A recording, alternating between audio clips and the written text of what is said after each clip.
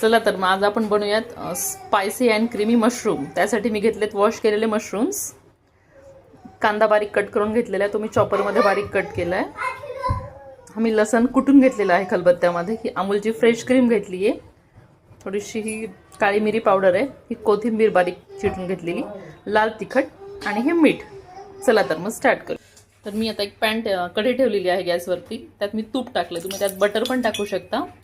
तर मी तूप टाकलेलं आहे. ते तूप आता गरम झाले, त्यामध्ये मी आता लसण टाकते. लसण खूप टाकायचं, त्यामुळे छान टेस्ट येते. छान त्याला असं परतून घ्यायचं. बारीक कट केलेला कांदा टाकते.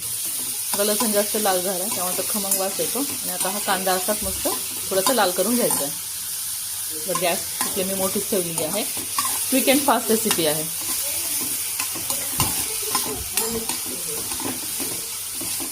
Creamy and spicy mushrooms.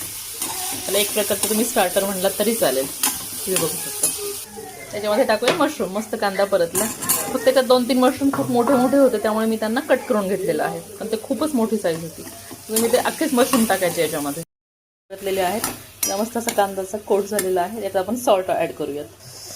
मस्त सॉल्टनी अशी छान टेस्ट येते याला. आता याच्यामध्ये आपण लाल मिरची पावडर टाकून घेऊयात. मी थोडीशी कमी टाकते, तुम्ही जास्त टाकू शकता, कारण माझे छोटे मुलं खातात.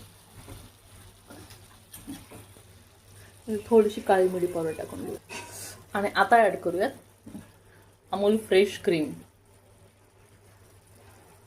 आता ह्या क्रीमने तर खूप छान असं टेक्स्चर येणार आहे. आता मस्त क्रीम टाकल्यानंतर किती छान टेक्स्चर दिसतं याचं.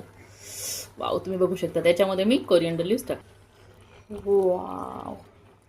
तर असे हे मस्त creamy and spicy mushrooms ready झालेले आहेत. Creamy and spicy mushrooms. तर तुम्ही पण नक्की ट्राय करा. आणि जर तुम्हाला माझं चॅनल आवडलं असेल तर please like, share and subscribe my channel. Bye bye.